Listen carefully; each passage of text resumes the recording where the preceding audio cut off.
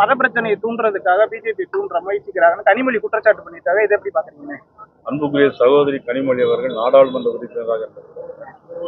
அவர்களுக்கு ஒரே ஒரு கேள்வி, நம்மளுடைய முதலமைச்சர் அவருடைய அண்ணன், நம்மளுடைய முதலமைச்சர் இன்றைக்கு அவருடைய அண்ணன் அவரு மத சார்பின்மையை கடைபிடிக்கிறாரா இல்லையாங்கிறது அவர்கள் தெளிவுபடுத்தணும். மதிப்புக்குரிய சகோதரி கனிமொழி அவர்கள் பிள்ளையார் சதுர்த்திக்கு வாழ்த்து சொல்லணும்.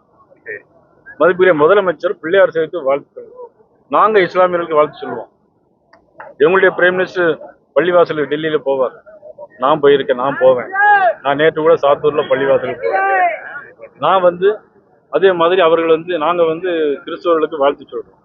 ஏன் முதலமைச்சர் இதை நீங்க நல்லா போடுவீங்களா இல்ல தெரியாது. எடப்பாடி பழனிசாமிக்கு கவர்னர் பதவி காத்துக்கிட்டு இருக்கு அப்படின்னு சொல்லிட்டு எல்லா தேர்தல் பிரச்சாரத்திலையும் கனிமொழியா இருக்கட்டும் உதயநிதியா இருக்கட்டும் பேசிட்டு இருக்காங்க.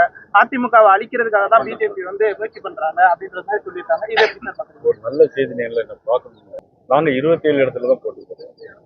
11 தேதியில அண்ணன் டிடிவி தினகரன் போட்டு, 17 தேதியில பாட்டாளி மக்கள் கட்சி, மீதி இருக்கிற எல்லா தொகுதியிலும் 67 தொகுதியை தவிர மீதி இருக்கிற எல்லா தொகுதியிலும் அண்ணா திராவிட முன்னேற்ற போட்டி.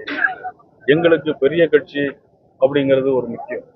ரெண்டாவது திமுகவை அப்புறப்படுத்துறது, அதான் எங்களுக்கு.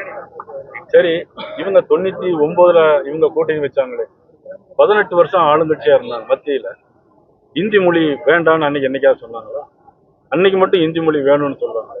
18 ஆண்டு காலம் மத்திய அமைச்சரவையில் திராவிட முன்னேற்ற கழகம் அங்க வைத்தாங்க. அப்பெல்லாம் இவர்கள் எங்க போனார்கள்? ஆக எங்களுடைய நோக்கம் திமுக அப்புறப்படுத்தும்.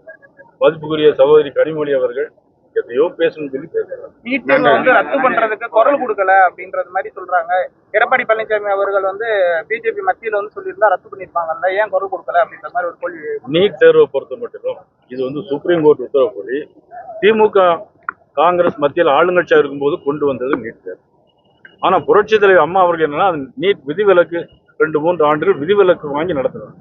அதுக்கு பிறகு அது சுப்ரீம் கோர்ட் உத்தரவுனால விதிவிலக்கு கூடாதுன்னு சொல்லி இப்பொழுது அகில இந்திய அளவில் நடந்து எல்லா மாநிலம் இருக்கும்போது உங்களுக்கு மட்டும் நீட் தேர்வு என்பது இன்னைக்கு ஏன் தொகுதியில் உள்ள சாதாரண தோட்டத்துல வேலை பார்க்குற தொழிலாளி வீட்டு பிள்ளைகள்லாம் இன்னைக்கு நீட் தேர்வுல எழுதி இன்னைக்கு மருத்துவ படிப்பு படிச்சிருக்காங்க.